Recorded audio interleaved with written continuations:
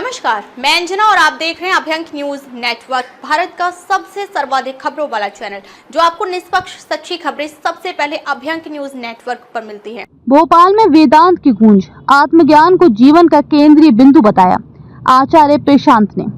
आधुनिक जीवन की उलझनों और वैश्विक संकटों के बीच वेदांत की प्रासंगिकता को रेखांकित करते हुए प्रख्यात दार्शनिक वेदांत मर्मज्ञ और लेखक आचार्य प्रशांत ने रविवार को भोपाल में दो विशिष्ट आयोजनों को संबोधित किया। ये आयोजन पीवीआर आइनॉक्स और मौलाना आजाद राष्ट्रीय प्रौद्योगिकी संस्थान में प्रशांत अद्वैत फाउंडेशन के तत्वावधान में संपन्न हुए। विषय रहे आत्मबोध, भगवद गीता, जलवायु परिवर्तन, महिला सशक्तिकरण और आधुनिक जीवन की नैतिक चुनौतियां।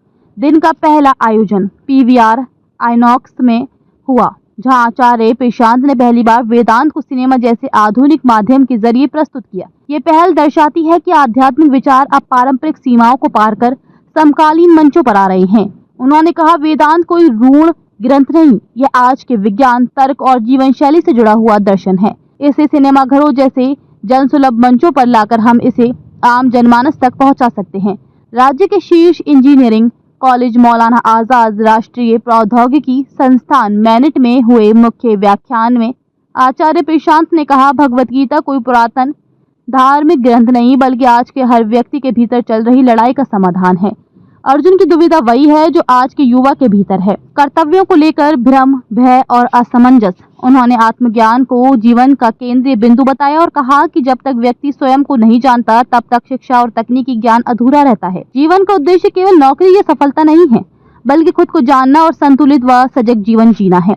आचार्य प्रशांत ने जलवायु परिवर्तन पर आज की भोगवादी संस्कृति की तीव्र आलोचना की और कहा, क्लाइमेट चेंज का असली कारण हमारी असंयमित इच्छाएं हैं और इसका समाधान मात्र आत्मज्ञान है।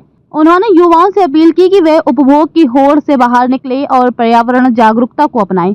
महिला सशक्तिकरण पर बोलते हुए आचार्य प्रशांत ने कहा, सशक्तिकरण केवल अधिकार या कानूनों से नहीं आता, बल्कि तब आता है जब समाज में महिलाओं को केवल उनकी जैविक पहचान से परे एक स्वतंत्र व्यक्ति के रूप में देखना शुरू करता है। ताजा खबरों के लिए अभ्यंक न्यूज नेटवर्क पेज को फॉलो करें और लाइक करें, सब्सक्राइब करें, बेल आइकन को दबाना ना भूलें।